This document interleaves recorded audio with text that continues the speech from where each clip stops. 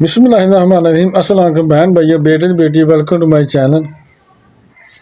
آج کی ویڈیو کا عنوان ہے کہ یہ گناہ کرتے ہی آسمان سے عذاب نازل ہو جاتا ہے، یعنی چند گناہ بیان کیے گئے ہیں کہ ان کو کرنے سے ہی فوراً ہی آسمان سے عذاب نازل ہو جاتا ہے۔ تو بہن بھائیو، بیٹے بیٹی، آج کی ویڈیو بہت اہم ہے، بہت محنت سے آپ کے لیے بنائی ہے۔ تو اگر آپ میرے چینل کو پہلی دفعہ آئے ہیں تو چینل کو پہلے سبسکرائب کر دیں اور بیل کو دبا کر آل پر کلک کر دیں تاکہ میری آنے والے اچھی سچی ویڈیوز آپ کو ملتی رہیں۔ چلو دیکھتے ہیں اس ویڈیو میں کون سے گناہ ہیں جن کے کرنے سے فوراً عذاب نازل ہو جاتا ہے۔ رسول اللہ صلی اللہ علیہ وسلم ایسی ہستی مبارک ہیں کہ ان کا قول، ان کا عمل میرے اور آپ کے لیے نمونہ ہے۔ اس ہستی کے اتباع صرف واجب ہی نہیں بلکہ ضروری ہے۔ اس ہستی کی بات ماننا صرف واجب ہی نہیں بلکہ ان کی بات کو جب تک ہم آخری اور حتمی اور اٹل فیصلہ نہیں سمجھتے تو ہم مسلمان نہیں ہیں۔ یعنی ان کی اس قاسم کی بات کو ہم نہیں نہ مانتے، پکا نہیں مانتے تو ہم مسلمان ہی نہیں ہیں۔ رسول اکرم صلی اللہ علیہ وسلم کی بات ماننے والے، اتباع کرنے والے ہی لوگ کامیاب ہیں۔ یہی لوگ ہیں جن کے اعمال قبول ہوں گے، یہی لوگ ہیں جو قیامت کے دن انبیاء کی صف میں ہوں گے، صدیقین کی صف میں ہوں گے، شہداء کی صف میں ہوں گے، صالحین کی صف میں ہوں گے۔ اور اس سے بڑی رفاقت اور اس سے بہتر ساتھ کون سا ہو سکتا ہے؟ لیکن یہ یاد رکھیے گا، اگر کسی نے رسول اللہ صلی اللہ علیہ وسلم کی اتباع نہ کی تو پھر کیا ہوگا؟ سب سے پہلا نقصان یہ ہوگا کہ وہ اپنی چھت پر 10 جھنڈے بھی لگا لے، جتنے نعرے لگا لے کہ میں عاشق رسول ہوں، وہ گمراہ ہے۔ جس نے اللہ اور اس کے رسول صلی اللہ علیہ وسلم کی نافرمانی کی ہے وہ گمراہ ہے، بہک گیا ہے۔ یہ قرآن نے فیصلہ دیا ہے کہ جس نے اللہ اور رسول صلی اللہ علیہ وسلم کی بات کو حتمی نہیں مانا، تیرے رب کی قسم ہے اے میرے محبوب، وہ میرے نزدیک مومن ہی نہیں ہے۔ اگر اللہ کے رسول صلی اللہ علیہ وسلم کی اتباع نہ کی گئی تو اس کی سزا دنیا میں بھی ملے گی اور آخرت میں بھی ملے گی۔ سزا کیا ہے؟ ذلت و رسوائی ہے، کیونکہ حدیث میں ہے کہ جس نے میری مخالفت کی اس پر ذلت و رسوائی ڈال دی جائے۔ ٹھنڈے دل سے سوچئے، مسلمان وہ بھی تھے جو 313 تھے، یعنی غزوہ بدر میں جو 313 تھے نا صحابی تھے، مسلمان وہ بھی تھے جن میں کتنے جوان تھے۔ یہ دیکھو جوان کتنے تھے، کتنی ان کے پاس ٹیکنالوجی تھی۔ ٹیکنالوجی کا مطلب ہے کتنا اسلحہ تھا، کفار کے مقابلے میں بہت ہی کم تھا، لیکن اللہ نے انہیں فتح دی۔ کیوں فتح دی؟ ان کے حوصلے بلند تھے، ان کے ساتھ ہمارا نبی صلی اللہ علیہ وسلم تھا۔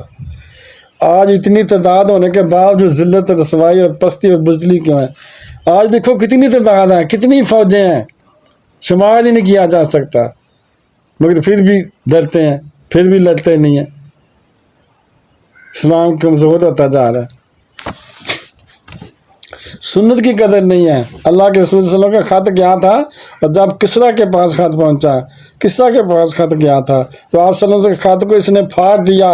تو اللہ کے رسول صلی اللہ علیہ وسلم کو جب پتہ چلا تو فرمایا اس کی حکومت بھی اسی طرح ٹکڑے ٹکڑے ہو جائے گی جس طرح سے میرا خط پھاڑا ہے۔ تو بیٹا ہی اٹھا اور اس نے اپنے باپ کو مار دیا، اور باپ نے مرتے مرتے زہر پر لکھ دیا کہ بیٹے نے زہر دی ہوگی نا، زہر پر لکھ دیا کہ یہ قوت کی دوائی ہے، طاقت کی دوائی ہے۔ بیٹے نے وہ پکڑ کر کھا لی کہ مجھے طاقت آ جائے، اور وہ بھی مر گیا۔ تب جا کر بیٹی نے حکومت سنبھالی، پھر ان کی بیٹی نے حکومت سنبھالی، جس پر اللہ کے رسول صلی اللہ علیہ وسلم نے فرمایا تھا جس قوم نے اپنا سردار عورت کو بنا لیا وہ فلاح نہیں پائے گی، کامیاب نہیں ہوگی۔ تو آج کل تو حکومتیں ہی عورتوں کی بن رہی ہیں۔ اللہ کے رسول ہیں فرمایا کہ دائیں ہاتھ سے کھاؤ۔ صحیح مسلم کی روایت ہے کہ رسول اللہ صلی اللہ علیہ وسلم کے کہنے پر ایک شخص نے کہا کہ میں نہیں کھا سکتا، تو ایک شخص نے یعنی غصے میں کہا، انہیں بات نہ مانی، مذاق سمجھا کہ میں نہیں دائیں ہاتھ سے کھا سکتا، تو دوبارہ پھر زندگی میں اس کا ہاتھ حرکت نہیں کر سکا۔ اسے یہ سزا ملی فوراً ہی، جو کہ منہ تک لے جا سکے، اس کے ہاتھ نے حرکت نہیں کی، دوبارہ منہ تک جا سکے، کھا بھی سکے۔ وہ شل ہو گیا، اللہ کے رسول صلی اللہ علیہ وسلم نے فرمایا تھا کہ تم میں سے کوئی شخص نماز پڑھے تو امام سے پہلے سر نہ اٹھائے، رکوع میں نہ جائے، سجدے میں نہ جائے۔ سنت یہ ہے کہ صحابی رضی اللہ عنہ کہتے ہیں کہ جب تک اللہ کے رسول صلی اللہ علیہ وسلم اپنا سر مبارک زمین پر نہ رکھتے تھے، ہم میں سے کوئی صحابی سجدے کے لیے جھکتا نہیں تھا۔ جہاں امام سے پہلے سجدہ بھی ہو رہا ہے، دیکھیں یہاں امام سے پہلے سجدہ بھی ہو رہا ہے، رکوع بھی ہو رہا ہے، سر بھی اٹھایا جا رہا ہے۔ راوی کہتے ہیں کہ جامعہ ترمذی کی شرح میں لکھا ہے کہ محدثین بیان کرتے ہیں کہ ایک آدمی نے چہرے کو لپیٹ کر رکھا ہوا ہے، تو اس سے پوچھا گیا کہ کیا وجہ ہے؟ کہنے لگا کہ کیا بتاؤں، ایک دن میں نے سوچا کہ اللہ رسول صلی اللہ علیہ وسلم نے جو فرمایا ہے کہ جو جان بوجھ کر امام سے پہلے سر اٹھائے گا، اس کو سر کو اور شکل و صورت کو اللہ گدھے کی بنا دے گا۔ تو میں نے کہا تجربہ تو کر کے دیکھوں۔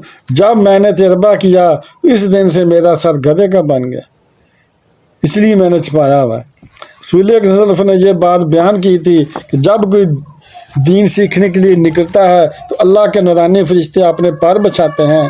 ایک بدعتی آدمی نے اپنی جوتی لوہے کی پہنی، یعنی حدیث ہے نا کہ جب کوئی دین کے لیے نکلے، دین سیکھنے سکھانے کے لیے نکلے تو فرشتے جو ہیں پر بچھاتے ہیں اس کے آگے۔ ایک بندے نے یہ مذاق سمجھا، ایسا مذاق سمجھا تو اس نے کیا کیا کہ جوتی لوہے کی بنوا لی، کیلیں لگا لی نیچے کہ فرشتے پر بچائیں گے تو ان کے پروں کو تکلیف تو ضرور ہوگی، تکلیف دوں گا میں کیلوں والی۔ کہنے لگا کہ آج میں نے فرشتوں کے پروں کو چھلنی کر کے رہنا ہے۔ اس نے یہ کہا کہ میں نے فرشتوں کے پروں کو اس جوتی کے نیچے تو کیل لگائے تو چھلنی کر دوں گا۔ ادھر کہہ رہا ہے اور ادھر دونوں پاؤں خشک ہو گئے، ابھی کہہ ہی رہا ہے تو اس کے دونوں پاؤں خشک ہو گئے، ایسے خشک ہوئے کہ دوبارہ قدموں پر نہیں چل سکا۔ رسول اللہ صلی اللہ علیہ وسلم نے فرمایا جب تم میں سے کوئی شخص بیدار ہو تو پانی میں ہاتھ ڈالنے سے پہلے اپنے ہاتھوں کو دھو لیا کرے۔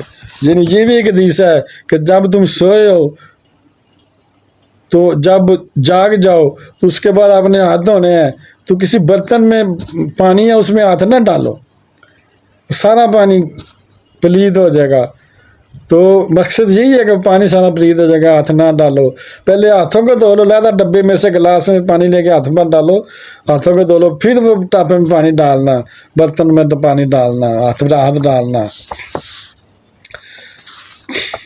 تو اور ساتھ ہی فرمایا کہ کچھ پتہ نہیں کہ اس کے ہاتھوں نے رات کہاں گزاری، یعنی فرمایا نا کہ برتن میں ہاتھ نہ ڈالو اور پتہ نہیں کہ تمہارے ہاتھوں نے رات کہاں گزاری ہے۔ تو راوی روایت کرتے ہیں کہ ایک آدمی نے کہا کہ رات کہاں گزارتے ہیں مجھے پتہ ہے، یعنی آدمی نے مذاق سے کہا کہ مجھے پتہ ہے رات کہاں ہاتھوں نے گزاری ہے۔ صحیح بخاری کی روایت ہے کہ جو کچھ کہنا تھا کہا، جب وہ دوبارہ سویا تو اٹھا تو اس کا ہاتھ جو ہے وہ کونی تک اس کے پشت پر تھا۔ جب سویا دوبارہ جب اٹھا تو اس کا ہاتھ پیچھے کونی پر لگا ہوا تھا، وہ آگے آ نہیں رہا تھا، اس کی پشت پر تھا۔ رسول اللہ صلی اللہ علیہ وسلم نے فرمایا کہ صحابہ کرام کو یہ بات سمجھائی تھی کہ حدیث کو یاد کرنے میں ان کا چہرہ چمک رہا ہوگا۔ حضرت سیدنا ابو ہریرہ رضی اللہ عنہ صحابہ میں سے سب سے بڑے حافظ تھے۔ ایک شخص نے صرف یہ کہا تھا کہ یہ جو اللہ کا رسول کا فرمان ہے، اگر آپ نے بکری خریدی ہے جس کا دودھ دھویا ہے، اگر واپس کرنی ہے تو ساتھ ایک سوا کھجوروں کا بھی دینا ہوگا۔ مطلب اس کا یہ ہے کہ بکری آپ نے خریدی ہے آج، اس کا آپ نے دودھ پیا، شام کو دودھ پیا، اگلے دن آپ واپس کر دیں، اگلے دن صبح بھی اس کا دودھ نکالا پیا، استعمال کیا، پھر آپ واپس کر دیں۔ اس لیے فرمایا گیا کہ اس کے بکری واپس کرنے کے ساتھ ساتھ وہ سوا کھجور فرمانا ہوگا نا کہ سوا کھجوروں کا وہ بھی ساتھ دیں، اس کا معاوضہ اسے مل جائے جس کی بکری واپس کرنی جسے خریدی تھی۔ اس شخص نے سیدنا ابو ہریرہ کے بارے میں باتیں کی، جن شخص نے باتیں کی، مذاق کیا، ابھی بات ہی کر رہا تھا کہ چھت سے ایک سانپ گرا، یعنی باتیں کی، مذاق کیا کہ یہ ٹھیک نہیں ہے، تو ابھی باتیں کر رہا تھا کہ چھت پر سے سانپ گرا اور اس کو ڈس لیا، سیدھا اس کی طرف آیا، یعنی کتنے لوگ بیٹھے تھے اور کسی کی طرف نہیں گیا وہ سانپ، صرف اسی بندے کی طرف گیا اور اسے ڈس لیا اور وہیں اس کو ڈھیر کر دیا، یعنی جیسے ہی ڈسا ویسے وہ بندہ گر گیا اور مر گیا۔ اللہ کے رسول صلی اللہ علیہ وسلم نے فرمایا تھا مسواک رب کی رضا کا بھی باعث ہے اور دانتوں کی صفائی کا بھی باعث ہے، یعنی مسواک کے بارے میں فرمایا کہ دانتوں کی صفائی بھی کرتا ہے، منہ کی صفائی کا بھی باعث ہے۔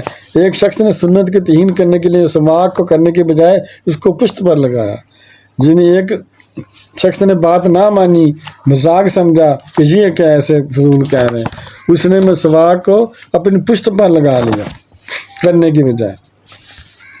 تو ماں ابن کثیر لکھتے ہیں کہ وہ شخص بیمار ہوا اور پیٹ میں درد شروع ہوا اور ایک نہ جانے کس طرح کا جانور اس کی پشت سے نکلا، اسے ڈسا اور اسے ڈھیر کر دیا۔ اسی پشت سے جانور نکلا، اسے ڈسا اور ڈھیر کر دیا۔ اللہ کے رسول صلی اللہ علیہ وسلم کی سنت کا مذاق، اللہ کے رسول صلی اللہ علیہ وسلم کی جان بوجھ کر مخالفت کرنا، یہ انسان کو دنیا میں بھی ذلیل کرتی ہے اور آخرت میں تو کرے ہی کرے گی۔ کبھی ایسی کوتاہی ہو جائے تو فوراً توبہ کر لینی چاہیے، کبھی کوتاہی ہو جائے تو یہ کہو کہ اللہ مجھے علم نہیں تھا، میں آئندہ نہیں کروں گا۔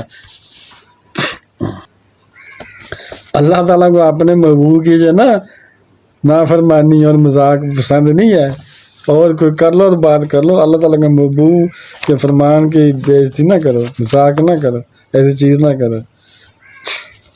آج اللہ کے رسول کی سنت کو ماننے والے بھی سمجھنے والے بھی چار بال اٹھانے سے ڈرتے ہیں۔ آج تو چار بال اٹھانے سے گھبراتے ہو، گناہوں کی گٹھیاں اٹھا کر پس رات سے کیسے گزرو گے؟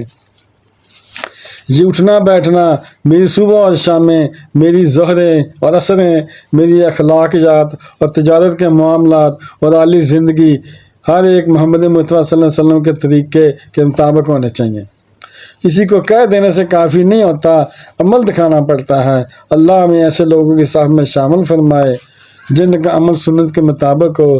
اللہ ہمیں سنت کے مطابق زندگی گزارنے کی توفیق عطا فرمائے۔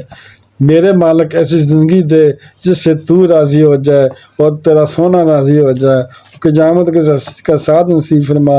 آمین ثم آمین، ما علینا الا البلاغ المبین۔ اور صدقہ جاریہ سمجھ کے اس کی ویڈیو کو آگے شیئر کر دے۔